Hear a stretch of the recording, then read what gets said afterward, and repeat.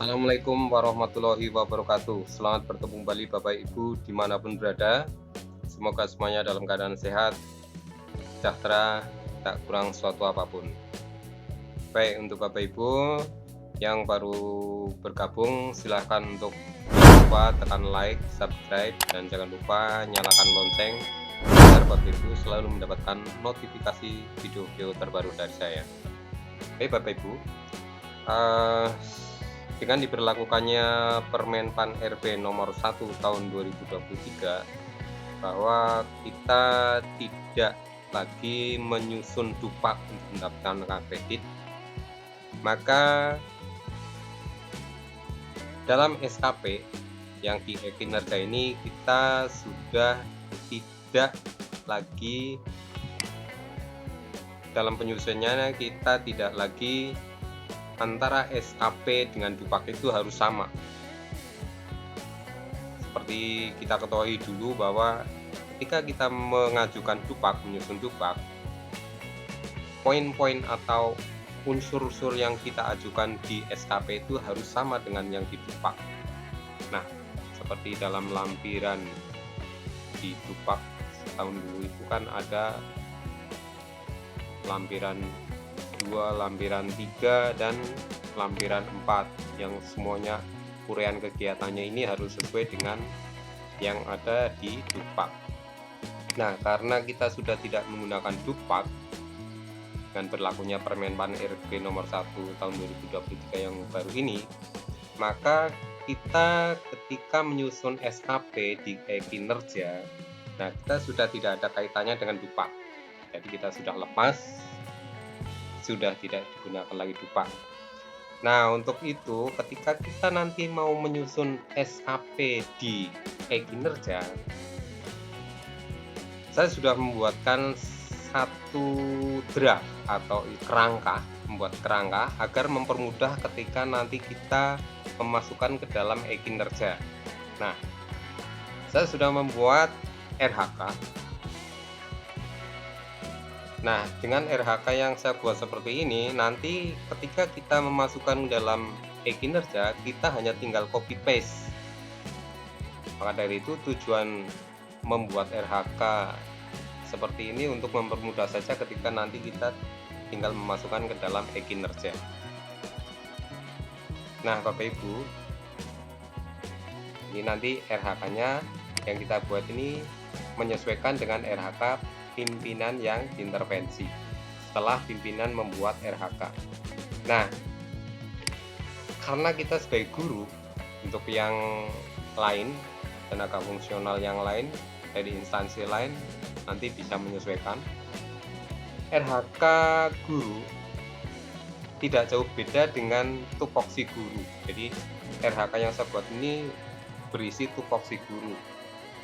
Nah, di sini RHK tupoksi guru mulai dari menyusun atau susunnya laporan program perencanaan pembelajaran, kemudian pelaksanaan kegiatan pembelajaran, dan seterusnya, kemudian laporan penilaian pembelajaran, kemudian analisis hasil pembelajaran, laporan tindak lanjut pembelajaran. Ini adalah tupoksi guru. Kemudian sebagai guru kita juga nanti akan menyusun PKG. Makanya di RHK yang saya buat ini ada laporan PKG. Kemudian sebagai guru kita mendapatkan tugas tambahan, misalnya sebagai wali kelas, ketua program keahlian, wakil kepala sekolah, kepala bengkel, dan sebagainya. Kemudian selain itu saya juga membuat atau menyusun laporan PKB atau pengembangan diri ataupun publikasi ilmiah dan karya inovatif. Nah, ini nanti tinggal disesuaikan saja dengan kegiatan yang akan Bapak Ibu laksanakan selama 1 tahun ke depan. Selain itu, di kerja tambahan juga saya mengikuti organisasi profesi anggota PGRI. Nah, ini RHK yang saya buat untuk nanti saya isikan di kinerja tahun 2023 ini. Baik Bapak Ibu, untuk RHK yang pertama itu tersusunnya laporan perencanaan pembelajaran. Nah, indikator kinerja individunya ini nanti bisa dilihat dari kuantitas, kualitas maupun waktunya. Dari kualitas misalnya berapa jumlah laporan perencanaan pembelajaran. Dalam 1 tahun ini saya mentargetkan 2 laporan. Nah, kemudian formulasi dan ekspektasi pimpinan itu formulasi, yaitu jumlah laporan perencanaan pembelajaran yang terrealisasi dibagi target dikalikan 100. Jadi nanti apakah laporan yang saya buat itu sesuai target 2 laporan ataukah hanya 1, nanti dibagi dengan targetnya 2. Misalnya saya hanya bisa menyelesaikan 1 laporan, makanya nanti formulasinya 1 dibagi 2 laporan dikalikan 100, ini formulasinya. Kemudian ekspektasinya ini harapan pimpinan kepada bawahan, apakah sesuai ekspektasi, di atas ekspektasi, atau di bawah ekspektasi. Nah, tersusunnya laporan program perencanaan pembelajaran ini akan dilaksanakan di triwulan berapa? Nah, ini saya merencanakan di triwulan pertama. Laporan perencanaan ini saya targetnya selesai 50%. Kemudian rencana aksinya adalah yang pertama menyusun RPP, program semester, silabus, dan lain-lain. Nah, ini RHK yang pertama saya. Untuk membantu agar saya tidak bingung ketika saya membuat RHK ini, maka saya sudah membuat pemetaan. Nah, pemetaan ini tujuannya supaya nanti membantu ketika kita memasukkan ke dalam RHK. Misalnya yang pertama, tersusunnya laporan program perencanaan pembelajaran. Di sini sudah saya sampaikan rencana aksinya apa, menyusun program semester, RPP, silabus, dan seterusnya. Kemudian bukti dukungnya apa? Lah, bukti dukung ini yang akan kita upload ke kinerja. Makanya saya buat di pemetaan agar saya mempersiapkan diri bahwa inilah bukti dukung yang akan kita upload. Jadi saya mempersiapkan program semester, RPP, dan lain-lain. Kemudian akan saya realisasikan di bulan apa menyusun program perencanaan pembelajaran ini. Nah, rencananya akan saya realisasikan di bulan Januari dan bulan Juni untuk semester genap dan semester ganjil. Nah, kemudian juga untuk RHK yang kedua, terlaksananya kegiatan pembelajaran. Indikator kinerja individunya juga sama, kuantitas, kualitas maupun waktunya. Untuk jumlah laporan pelaksana pembelajarannya, targetnya berapa laporan? Nah, di sini saya mentargetkan 1 laporan. Nah, kemudian untuk formulasi dan ekspektasi pimpinan nanti juga dihitung saja. Misalnya ini laporan pelaksanaan. Nah, ini laporan pelaksananya. Misalnya di sini saya mentargetkan laporan pelaksanaan pembelajaran itu targetnya 1. Nah, ini saya mentargetkan 1. Kemudian nanti kok di akhir tahun saya bisa membuat 2 laporan. Nah, 2 laporan ini berarti nanti di formulasinya jumlah laporan pelaksanaan pembelajaran 2 dibagi targetnya 1 berarti 2 bagi 1 kali 100. Nah, kalau 2 bagi 1 kali 100 nanti hasilnya berapa? Lah, nanti ekspektasi pimpinannya dari pimpinan apakah sesuai dengan ekspektasi atau di atas ekspektasi atau di bawah ekspektasi. Jadi alangkah baiknya seandainya ketika kita mentargetkan di sini itu tidak usah terlalu banyak, daripada nanti di akhir itu terlaksana sedikit. Jadi lebih baik kita mentargetkan sedikit, tapi di pelaksanaan akhir realisasinya kita bisa membuat atau melaksanakan atau menyusun dalam jumlah yang lebih banyak, maka nilainya akan lebih tinggi. Nah, ini yang harus Bapak Ibu ketahui, bahwa antara target dan realisasi itu nanti akan dinilai di formulasi ini. Apakah targetnya sesuai dengan realisasi? Ini akan menentukan apakah nanti Bapak Ibu ekspektasinya di atas ekspektasi, sesuai ekspektasi, atau di bawah ekspektasi.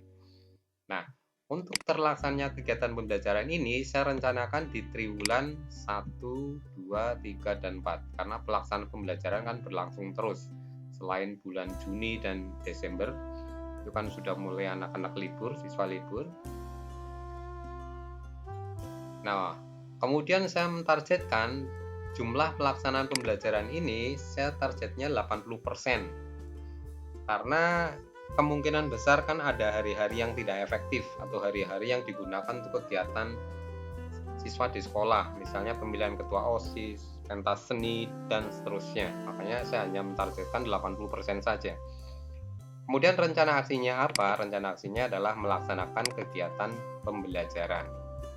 Begitu juga seperti yang pertama, untuk membantu saya menyusun ini, saya buat pemetaannya. Nah, terlaksananya kegiatan pembelajaran.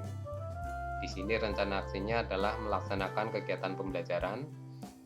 Kemudian bukti dukungnya apa? Ketika kita melaksanakan pembelajaran, di sini ada jurnal pembelajaran, ada daftar hadir siswa.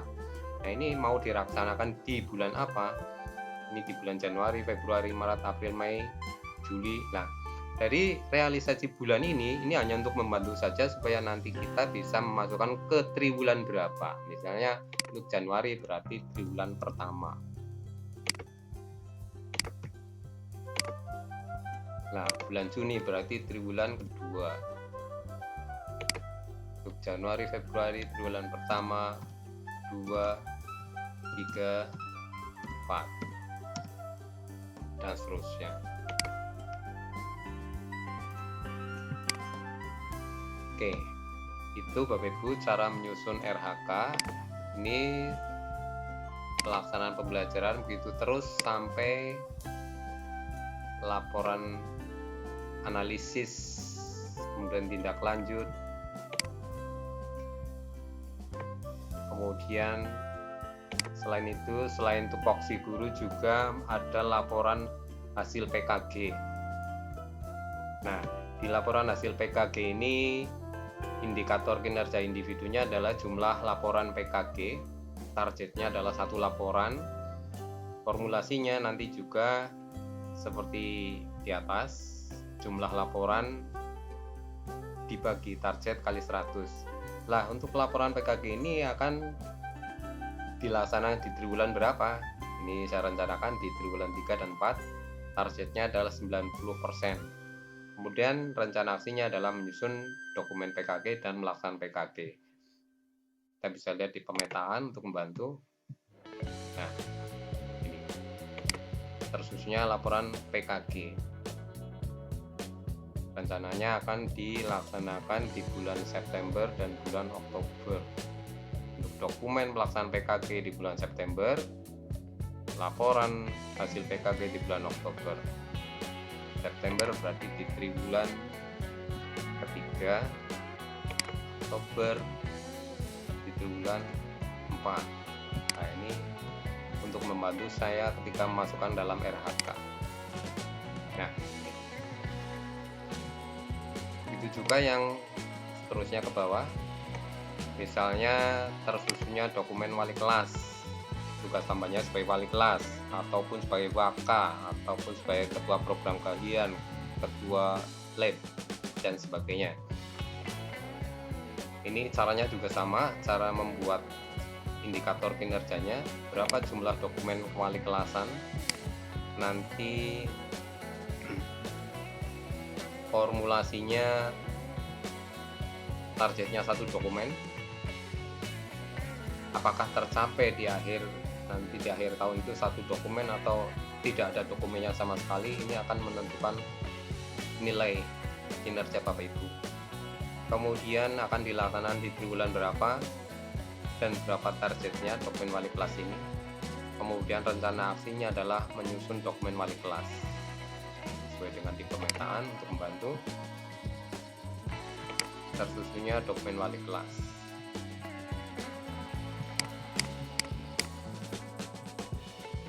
Selain itu juga ada dokumen pengembangan diri. Saya rencanakan mengikuti diklat atau workshop. Makanya di sini tersusunnya laporan PKB pengembangan diri. Saya rencanakan di indikator kinerja individu saya, jumlah laporan pengembangan dirinya saya targetkan satu dokumen. Saya hanya mentargetkan ikut satu diklat atau workshop. Seandainya nanti kok di akhir tahun saya bisa mengikuti 2 diklat atau workshop, maka di formulasinya ini berarti nilainya lebih bagus karena mentargetkan satu tapi terrealisasi 2, maka nanti hasilnya akan lebih baik daripada hanya terrealisasi 1.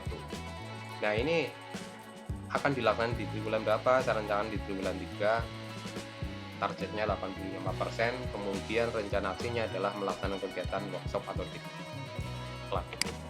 Nah, bukti dukungnya apa yang akan di-upload ke e-kinerja? Bukti dukungnya adalah laporan pengembangan diri dan sertifikat.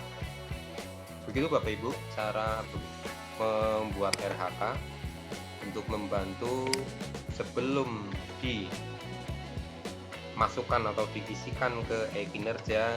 Saya buat dulu semacam draft seperti ini, membuat laporan, menyusun indikator kinerja individu seperti ini, tujuannya supaya nanti kita ketika memasukkan dalam e-kinerja kita tinggal copy paste saja.